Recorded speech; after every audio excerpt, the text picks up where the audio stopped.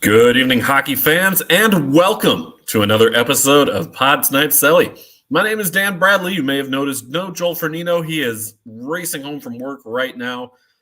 Should be joining us here in progress any minute now. We did delay the start of the show for that, so he should be in any minute now. So thank you to everybody who stuck around and waited until we could get the live show going. Before Joel gets here and even after Joel gets here, if you have a comment, prediction, spicy take you want to share throughout the show, please let us know. We would love to hear from you. Drop a comment below, and we will put it up either on our ticker here, on our banner. We'll do something like that. But Joel will be with us here really any minute now. So want to start with some breaking news off the top of the show. In fact, this just came in a few minutes ago. Nathan MacKinnon of the Colorado Avalanche expected to be out 4 weeks per Pierre LeBrun. Really a big blow for the Colorado Avalanche, who are currently really going through it on the injury front.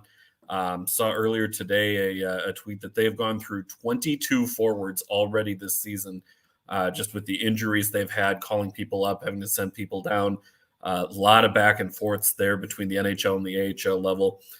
Colorado currently in 4th in the Central Division. They are 13-9-1, good for 27 points. They're 1 back of the Minnesota Wild and 1 point ahead of the Nashville Predators. If the playoffs were to start today, the Avalanche would be wild card 2.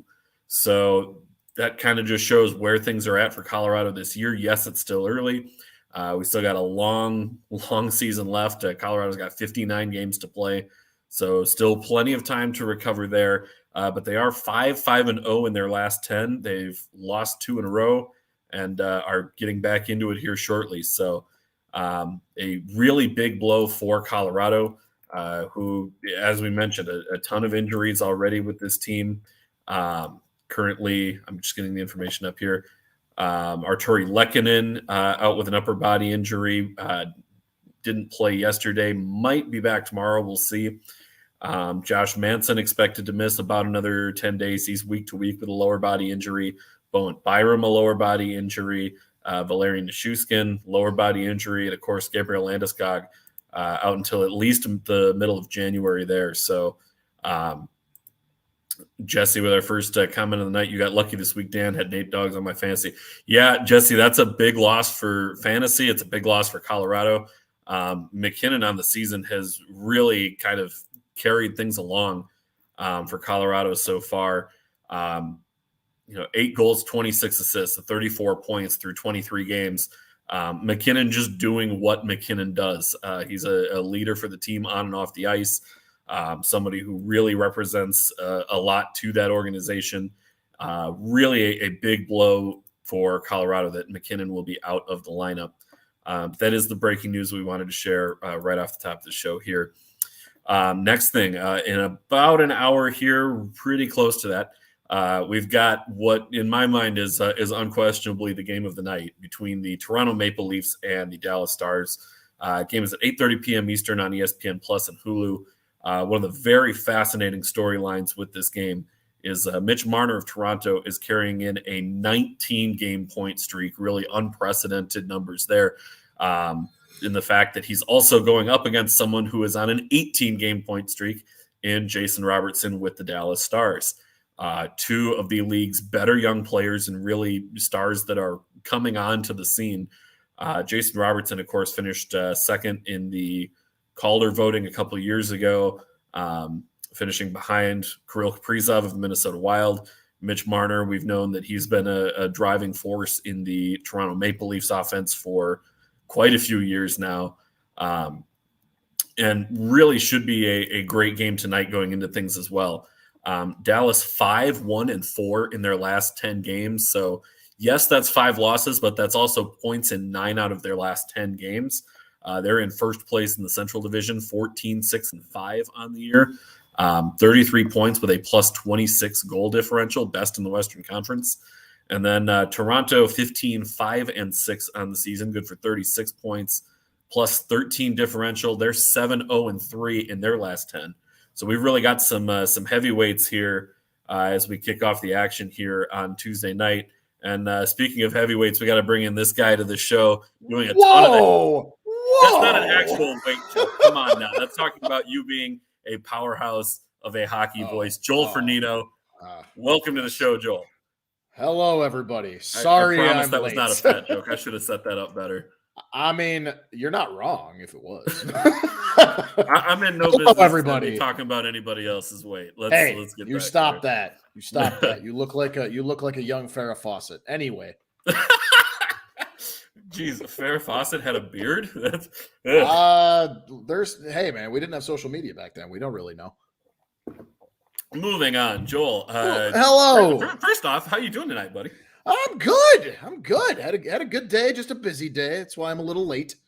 We're all good there, though. I'm doing good. Finished the Thanksgiving leftovers last Sunday. That's the best part of Thanksgiving. Sat on my ass all weekend, watched college football, NFL football, Marvel movies. I did absolutely jack shit this weekend. It was well, we got a couple seconds here. Your pick for the college football playoff.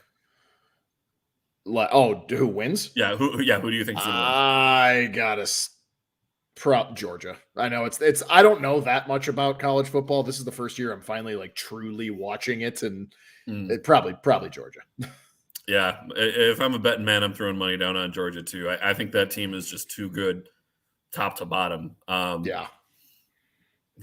Michigan, really impressive defense. Offense has kind of had its ups and downs. That's the problem. They don't have the big. TCU is a fun team. I don't know what's going to happen with them, but I know it's going to be fun along the way. I agree. and Ohio State. I think everybody knows how I feel about Ohio State, so we'll just leave that one. I mean, I think the only reason I'm a fan of them is because of Justin Fields. Otherwise, well, yeah. Let's get back into hockey, though. We were just talking about our game of the night here with Toronto and Dallas, and Dallas with points in 9 of their last 10. Toronto with points in at least 10 of their last 10. I got to go back and look even further beyond that. HP has taken TCU by 1 million. Is what he says once Max Duggan on the Heisman watch. I was gonna say, like, I wouldn't be surprised if like somehow they just had this miraculous Cinderella run. I wouldn't be surprised by it. I'd love to see it. TCU has really built up their program over the last couple of years. Their defense in particular has been really good. But Max Duggan this year, he'll make things interesting. And on your topic of this game tonight, I mean, it's 2 heavyweights of the highest order, really. I mean, I feel like the easy pick here is Dallas, just because like Toronto can play up to their strengths, but Dallas is they're just on a friggin' tear. Like when you have Jason Robertson, who I just need to read these numbers off because they blow my mind. Please do. 23 goals, 18 assists, 41 points on the season. And we are a quarter of the way through the season. Yeah, he is just on such a heater right now. I'll admit, I'm on board of like you obviously would have known. I was on board with I was on the train of like, where did he come from? Like what? Yeah, because he really burst onto the scene like his rookie year, where it was going back and forth between Robertson and Kaprizov who was going to win the Calder. And there was a large contingent of people who said, Kaprizov's too old, give it to Robertson. That's a whole other. I hate that argument, and we won't get into that. No. HP Jason Robertson is from another planet, but FNG. Your grammar is terrible. The FNG, if you know, you know. Oh yeah, of course. Yep. But yeah, Jason Robertson, league leading 23 goals. He's got more than McDavid. He's got more than Draisaitl. He's got more than Pasta. He's got more than Austin Matthews. Just an unbelievable start to the year. And even though he's behind McDavid and Draisaitl in points, those two are both at a +4 on the year. Yeah, Robertson's at +15. Yeah, and I know plus minus. Like I dump on that stat a lot. I like Eddie Olczyk's take on it. It's overrated if you're in the minus. I think it's HP saying, Joel, shut up. Autocorrect attacked me. But yeah, I plus minus is really only useful for showing the extremes. Like I would say, and this is just spitballing here. I don't have actual data to back this up, but I feel like by the end of the year, 75% of the league is between about a plus 13, 14 maybe to a minus 10 to 12. Like 75% of the league at least falls within somewhere within that range. So when you've got the really extreme outliers on the teams that are dominant at 5-on-5 and the teams that are just absolutely awful at even strength, most of the league falls in that middle ground somewhere, and it all kind of evens itself out. But it's just the absolute dominance in all aspects here. And we talk about even strength, like he's doing this at even strength. He's got 27 of his 41 points at even strength and 17 of his 23 goals at even strength. McDavid has 24 even strength points and 23 power play. So again, you go to the man advantage if you're Edmonton, like you're putting the puck in the net. Dallas is doing all of that at even strength right now, and it's really paying off for him. It's actually funny, too. We're talking about plus minus. He's not even the highest on Dallas. Yeah, that too. I mean, it's a loaded Stars group this year that just is clicking on all cylinders, and really in a way that I thought some of these younger guys were going to step up and have good seasons. I didn't think it was going to get to this level. I'm going to have to – we did this for Boston a couple episodes back. I'm going to have to apologize to Dallas. I never said they were going to be bad. I said they were still going to make the playoffs. I believe so did you, obviously. But I did not expect – I remember saying, like, they could probably firmly take, like, the first wild card and maybe third seed. That's about where we had them kind of pegged. I didn't expect just this utter juggernaut to just appear.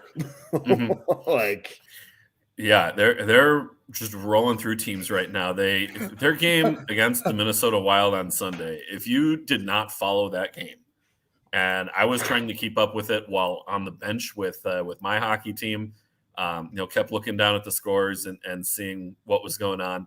At one point, the Wild had a 5-1 lead in that game. Dallas rallied to force a shootout. Right.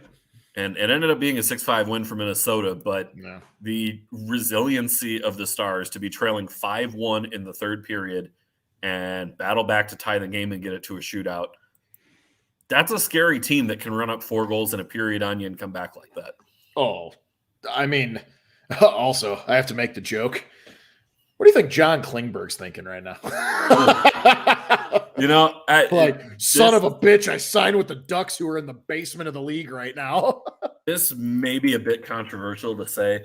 I don't know that the Stars are where they are if they keep Klingberg out there. Oh, no. I'm just totally looking at how making all of the dollars work for their roster. And let's not, they have $789K in cap room, so they're less than $1 million in cap. They are still going to have to figure out Joe Pavelski, who is third on the team in points right now, and is, he's not getting any younger. He's 38. He's in a contract year, but he's third on the team in points.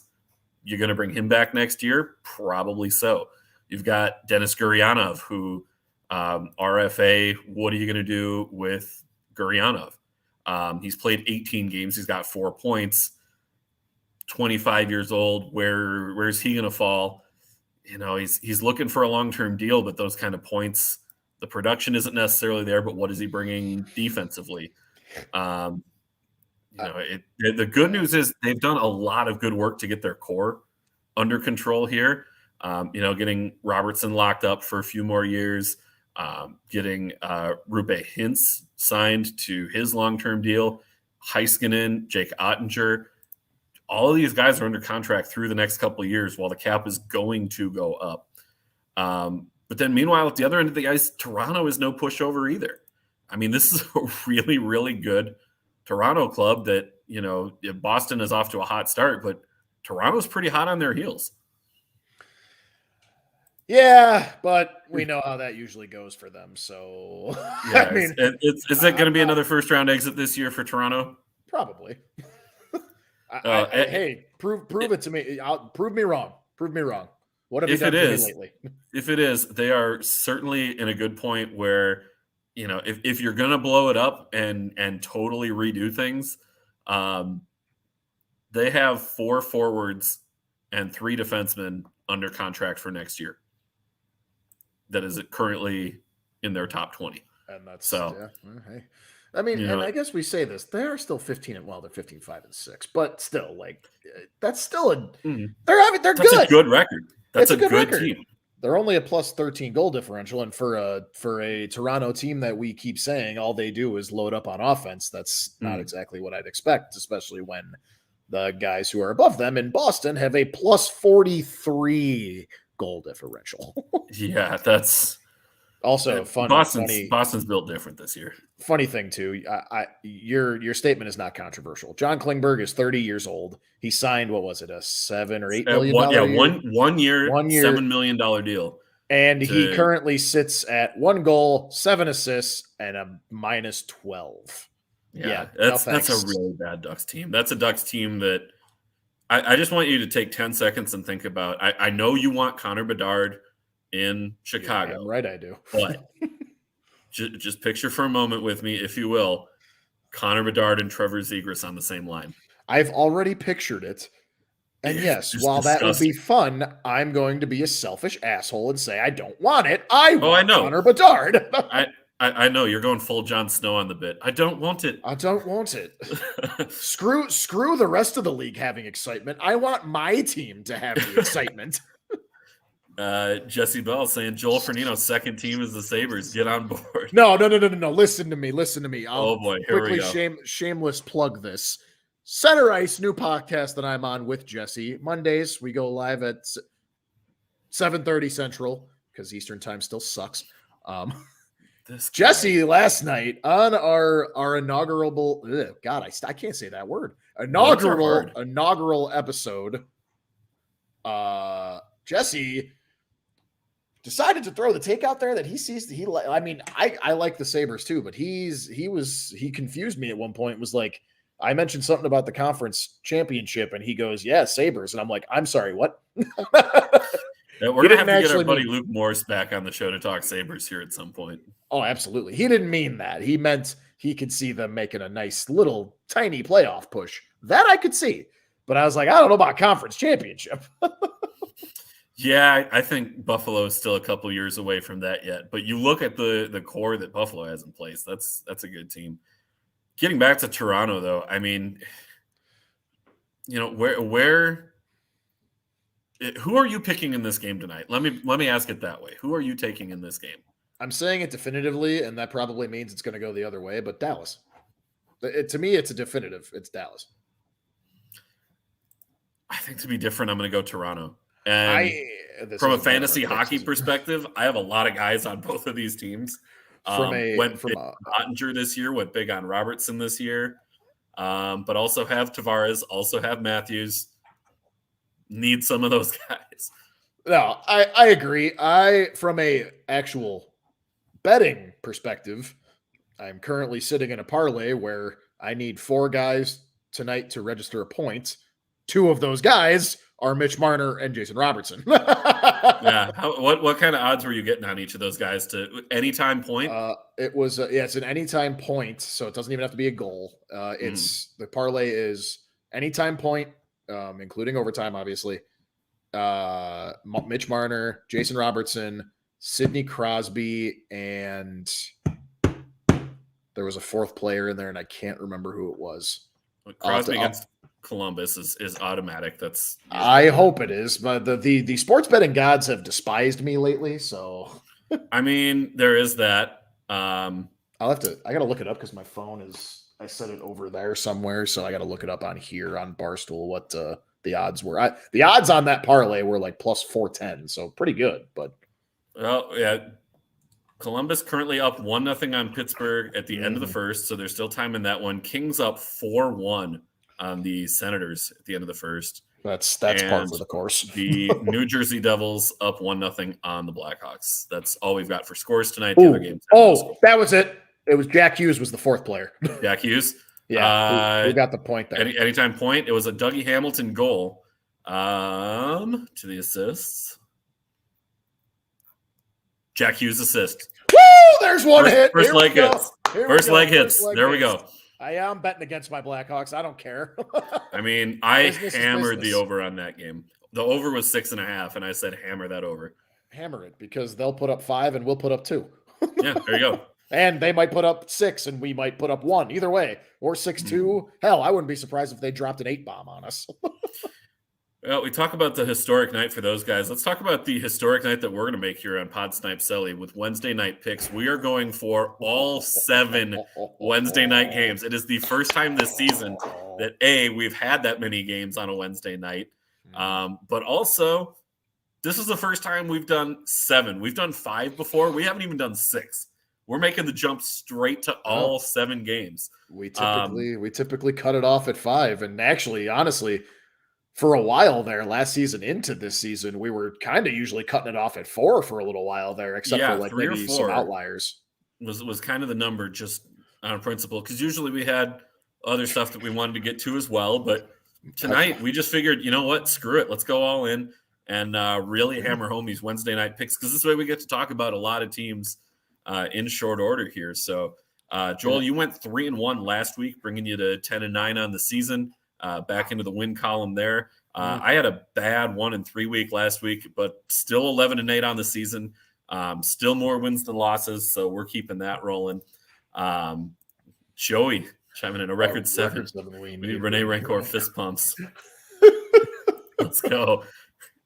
Joey's always got the good comments coming through for us. Let's start with, I hope Jesse's still watching, because we're going to talk his Philadelphia Flyers. I hope he's watching. I was excited to talk about this game with him watching.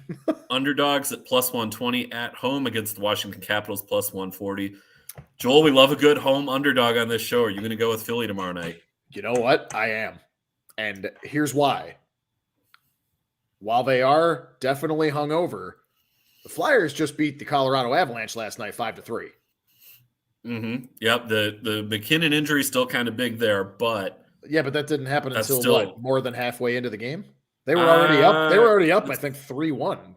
That's a good question. I'm not sure where exactly it was that the timing of it. Because I'm pretty sure we like on set. I'm going to keep plugging it. I'm sorry. It was the first episode ever last night. So Center Ice, Center Ice, Old City Sports Network. Me and Jesse. Like I said, 7:30 Central every Monday. We might move it around, but right now we're sticking to Mondays. We'll get a Monday in for you. Anyway, we were talking about, he left in the first period. Oh, okay. So the news didn't. So I was going to say, we broke the news live on the show that they, McKinnon had a upper body. He won't return and he might be out for a little while. I thought the game had already been, the Flyers were already up, I think 3-1 when we broke the news, but he must have exited before that. So, okay, whatever. I don't know, man. The Capitals have let me down this season a lot when I've bet on them. I think that's another team that's really struggled with injuries here as well, but maybe slowly starting to turn things around. 4-4-2 in their last 10. Flyers 2-6-2 in their last 10. Just to give the look back at the numbers. Right. Man, these teams are basically the same. The only difference is Flyers have a -21 goal differential to Washington's -11.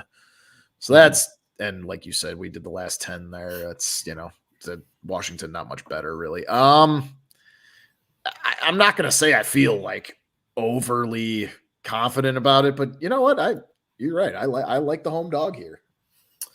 I'm going to go with Washington. I'm just looking at the injuries for Philly, too, that are racking up. No James Van Riemsdyk, no Cam Atkinson, no Couturier, no Wade Allison, no Tanner Lazinski. Those are Jesse and Sam's favorite players if they're watching. I shouldn't say favorite players, but definitely up there on their list of favorites. So, but I am going to go Washington here, partially to be different from you to kick off these night of 7 picks. I'm gonna be pissed off if your Flyers, Jesse, let me down. That's fair. You can rag on them, and let's not act like Washington isn't out here hurt too. I mean, Darcy Kemper day to day. He did not play yesterday. Potentially back tomorrow, upper body injury. But this team is still no Backstrom, still no Orlov, still no Hagelin, still no Tom Wilson.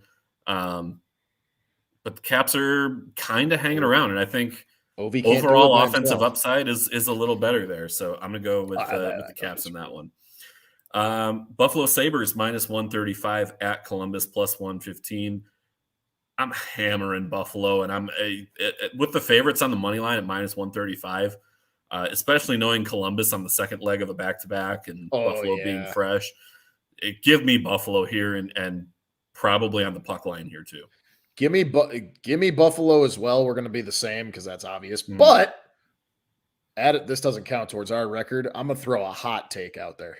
Go ahead. I'm not going to put money on this because I would probably lose money. But Tage Thompson hat trick. Ooh, okay. I like it. You get him just on the anytime goal prop. Well, that's fine. You can get some good money. Yeah. I don't know if you can bet on him to outright get a hat trick, but you can at about plus 3,000. He could feast on Columbus tomorrow night, especially if Columbus comes in, a little flat. Yes, Columbus is at home for both games, so no travel there. But still, second night of back-to-back. I'm going Buffalo there too. Minnesota Wild plus 130 at the Calgary Flames minus 150. Joel, I have a feeling I know where you're going here, and I have a feeling that you know where I'm going with this pick. I am absolutely taking the Minnesota Wild in this one. I think you had no idea where I was going to go because I'm also taking the Minnesota Wild on this. I was wondering if that was what you were going to do. I thought maybe, the Ryan Reeves deal, the 4-game win streak for Minnesota. I love back around and righting the ship here a little bit. I love me some Calgary. I love me some Ryan Reeves. That's huge. You guys are rocking a 4-game win streak, 6-3-1 in your last 10. You're feeling yourself too because you guys have been putting up the goals. Yes. Which the defense is still the big concern right now. It's that's fine. Matt Dumba. I love the guy. His play at his own end of the ice has not been good this year. And he hasn't brought the offensive production thus far that he's brought in years past. Brodin and Spurgeon really kind of carrying the load there too. So, and you're both, you're kind of similar here, really. Like, you guys finally moved in. You took over the 3 seed in the Central. Calgary's still on the outside looking in, but thank you to our Russian baby Jesus. Kirill Kaprizov is him. Kirill Kaprizov is that guy. He is him. He's got that dog in him. Yeah. Oh, of course he does. Yeah. Calgary on the outside looking in by 3 points. I'm sorry, they're tied for that second wild card spot. So, but still on the outside looking in, they're rocking a 2-game win streak to your 4-game win streak. It's not one of those things where it's the irresistible force versus the immovable object, but it's more like the resistible force versus the movable object. Yeah, a little bit, not quite full blown stoppable and movable. Yeah, well, exactly. There was a really stupid pun I wanted to say anyway. So I like the Wild. They're feeling themselves right now. I think they're starting to finally. The fire has been lit under their asses. It only took 25 games to get there, but I like what the Wild are doing right now. You guys are you're finding the scoring. Like the drought appears to be over. I'm excited to play Calgary and not have to worry about Tkachuk going after Dumba. Right. I'm very that's been a pain point. They messed up his entire career. Calgary did when they jumped Matt Dumba and messed up his shoulder. He needed surgery. He was out for a long time. I remember that play. Hasn't been the same player since. I would love for the Wild to stick it to Calgary tomorrow night. Just in particular, Calgary is on my short list of the teams that I really extremely do not like. For that reason. You're also so you're also the one other thing too here. I'm trying to sell myself on this, but while yes, Calgary is at home, you guys actually have a pretty decent away record right now. You're 6-3-1 on the road, and Calgary's 9-5-1 at home. So that's one of those it kind of evens itself out a little bit there. Yeah, so we're both in on Minnesota tomorrow night. How about are you going to take Colorado, knowing all the injuries they've got at home against Boston, who is just rolling right now? Absolutely not. No, give me Yeah, Boston. Boston here too.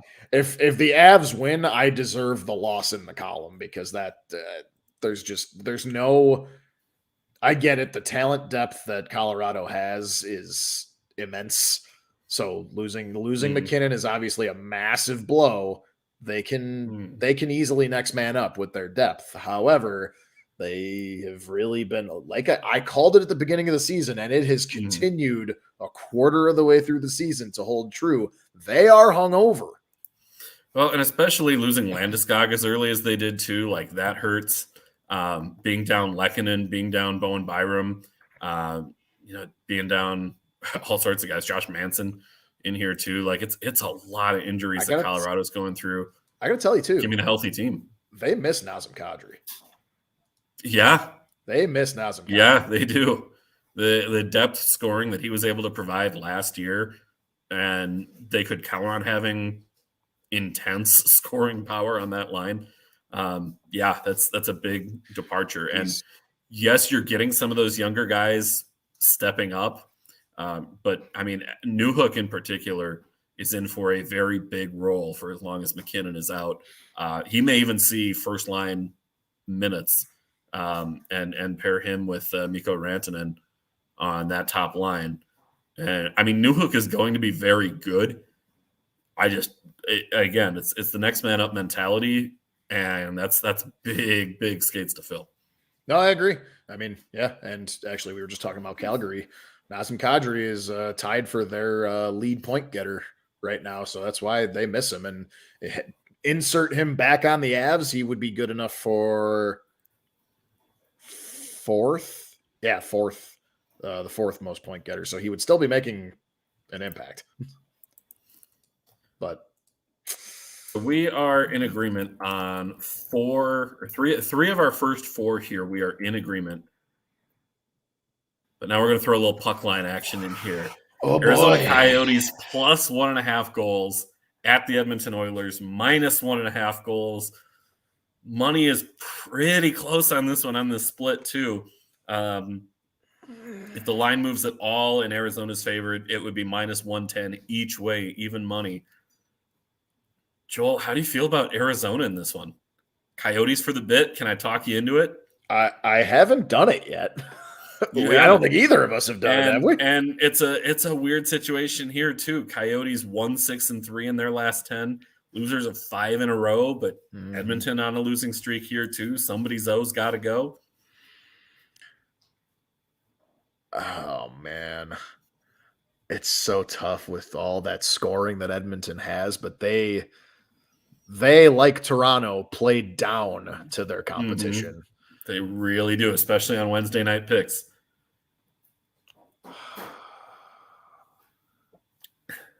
YOLO, give me the Coyotes on the puck line for the bit. There we go. Thank you. I'll take Edmonton to be different on this one too. I was gonna do whatever you were gonna do. I was gonna do the opposite. I'm just gonna tell you that right now, just because it's more fun that way. Exactly. I appreciate you giving me McDavid and Draisaitl. I hope that works out. But Coyotes, give me Clayton Keller all day. I can't keep a straight face even making that. Look at this guy. Look at this jungle cat.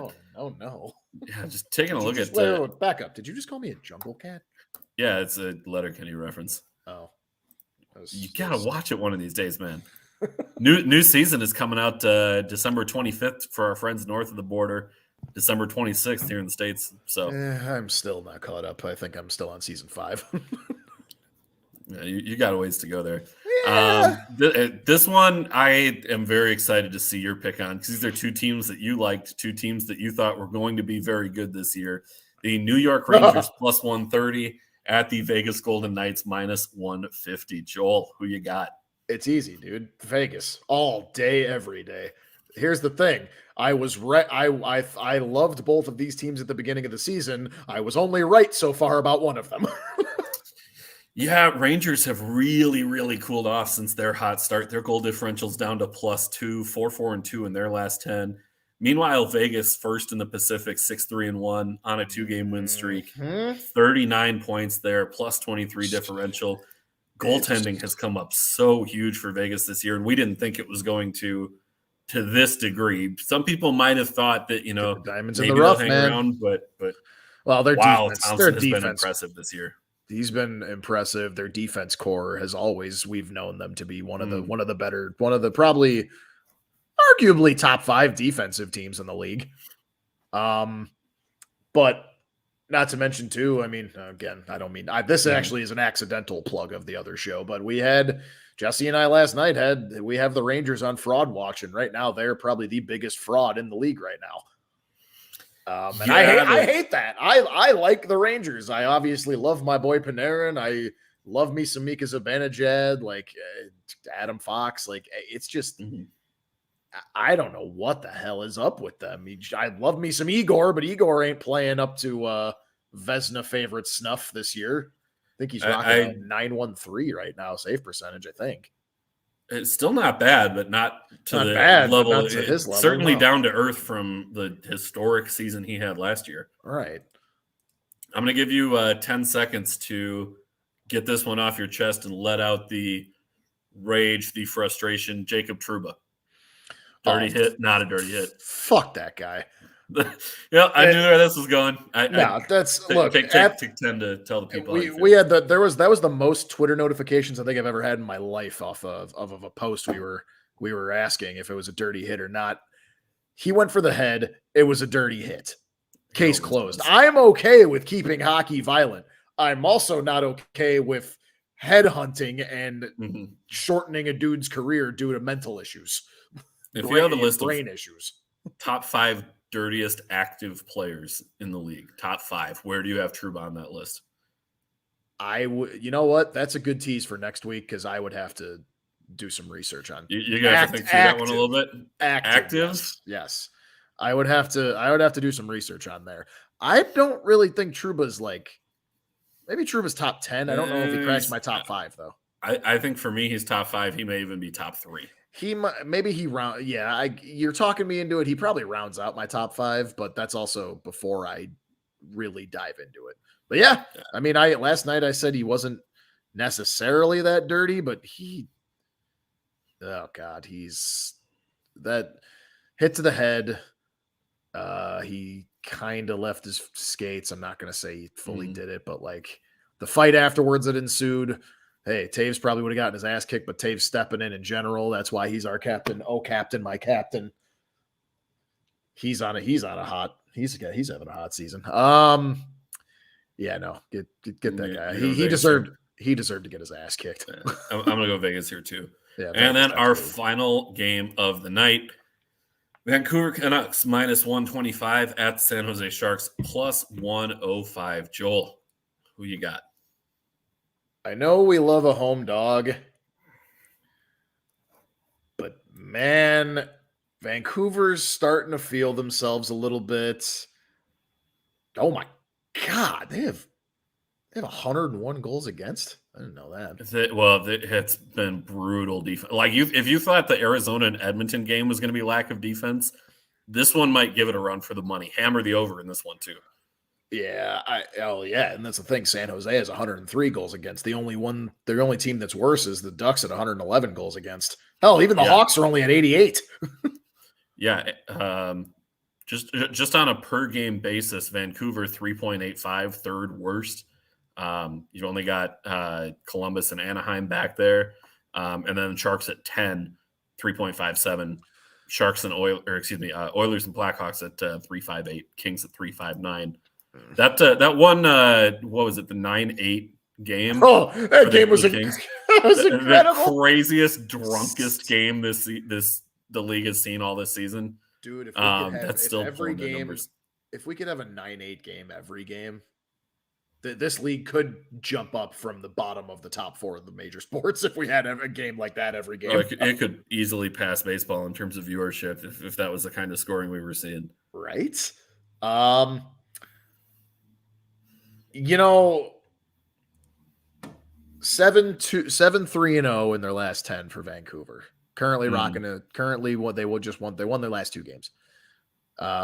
Versus San Jose, the lovely 2-7-1 in their last 10, and they're rocking a 3-game losing streak. I could see an argument being made, San Jose's kind of due, right? But Vancouver and good old Bruce. I like home dogs sometimes, not in this case. Give me Vancouver. I'm going to go with San Jose in this one.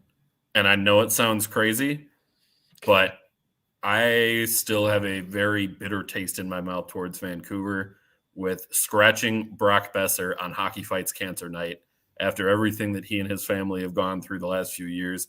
That's really, really bad juju. What? Oh, yeah. Did you not hear about that? No. What? Yeah, they healthy scratched Brock Besser on Hockey Fights Cancer Night. Yeah. Whoa.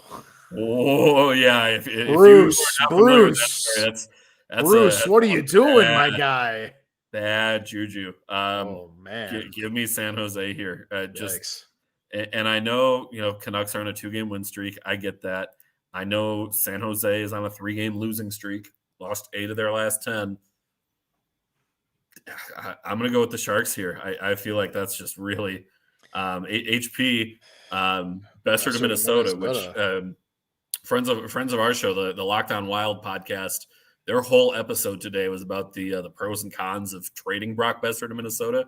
Our guy Seth Topal, if you haven't listened to that particular episode or that show in general, like go check out Lockdown Wild. What would you have to give up? It would be probably a good amount of picks and prospects. You're giving up a first? Besser's still under contract for a couple more years. I don't know that it would take a first, but it would probably – oh, boy. Because you're going to need Vancouver. If you're Minnesota, you're going to need Vancouver to retain salary on a trade. Fine. I get the realism of it. You are now Bill Guerin. Or you give – and Vancouver calls you and says, hey, straight up, we'll give you Besser. You give us a first. You doing it?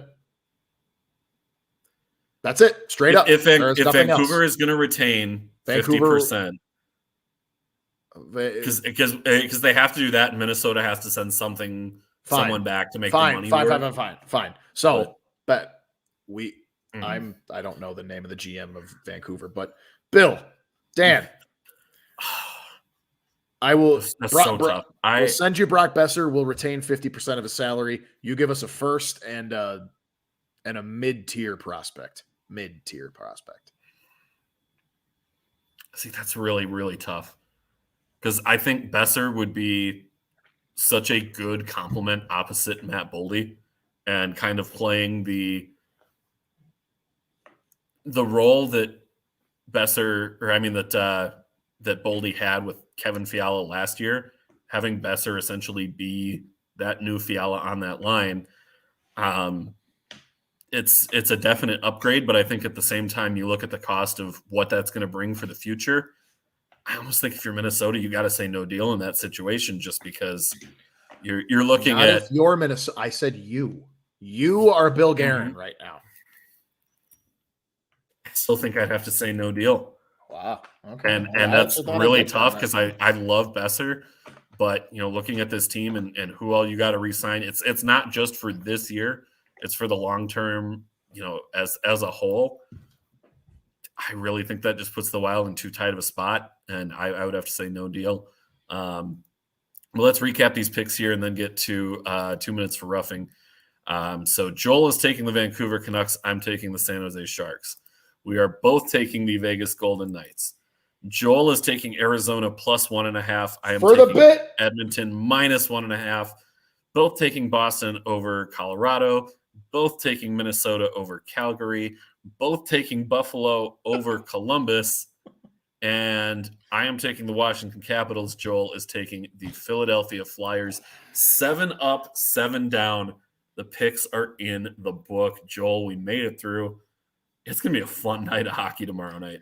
I might have to throw a couple coins on some of our picks tomorrow. Not a full 7-leg parlay. That's not going to happen. But yeah, no business doing that. But look at the staggered start times tomorrow too: 7 o'clock, 7:30, 8 o'clock, 9 o'clock, 9:30, 10 o'clock, 10:30. 7 games, 7 different start times Eastern. So those are all the Eastern start times. So is 10:30 Eastern, Seattle Oh, no, Seattle doesn't play tomorrow. That's Canucks Sharks. Canucks Sharks, right? Duh. Okay. Right. So Canucks Sharks at 10:30, Rangers Golden Knights at 10, Coyotes Oilers 9:30, Bruins Avalanche 9, Wild Flames 8, Sabres Blue Jackets 7:30, Capitals Flyers 7 o'clock. The schedule makers have listened to us. Finally, they have staggered the start times for all of these games. This is what every hockey fan has been asking for. If you're going to put this many games on a day, this is the way to do it. Make it a full sweep night of hockey. That's the way to do it. I love it. What two games are TNT? Which two games are TNT? The Sabres and Blue Jackets at 7:30, and then Rangers Golden Knights at 10. Oh, hell yeah. They would get that one. Yep. So that'll be fun. 2 minutes for roughing. Joel, I decided to give this one to you this week. I think you saw the text about that. I figured since I started the show, let you close it out. 2 minutes for roughing here. You got something for us? Oh, easy. Oh boy. Oh. Here we go. You ready? Yep. All right. 3, 2, 1, go. Jordan Binnington is a fucking clown. Sorry, I was going to go if I had it. Seriously, like, we've known this already, but if you haven't seen it, go look it up. Actually, just go look up. I'm pretty sure plenty of people on YouTube have made a highlight reel of all the reasons why Jordan Binnington is a massive piece of shit. And he sucks. And he sucks in both senses of the word, because he really sucks as a goalie too now, man. Like, okay, you had your flash in the pan, you caught lightning in the bottle, and you led the Blues to a Stanley Cup. Arguably, probably finished top 3 for he could have won the Conn Smythe. I'm glad he didn't, thank God. But you caught lightning in a bottle, and then from there you've gone downhill. And it wasn't just downhill. Like, the next season you were all right. Next season you were kind of all right. You were like, okay, this guy could be pretty good. After that, he has been absolute dog water. Booty cheeks, whatever you want to call it. He is so bad, and yet in his narcissistic, just douchebag mind, he thinks he's still good because he's got, what, 1 ring? Yippee, dude. When have you finished top 3 in the Vezina finalist? Never. All you had was your playoffs. And he wants to decide to cheap shot sucker punch Jason Zucker in the face. Zucker. That wasn't planned. And then actually too later on get his just desserts and have Zucker score on him, and then proceed to get pulled from the game.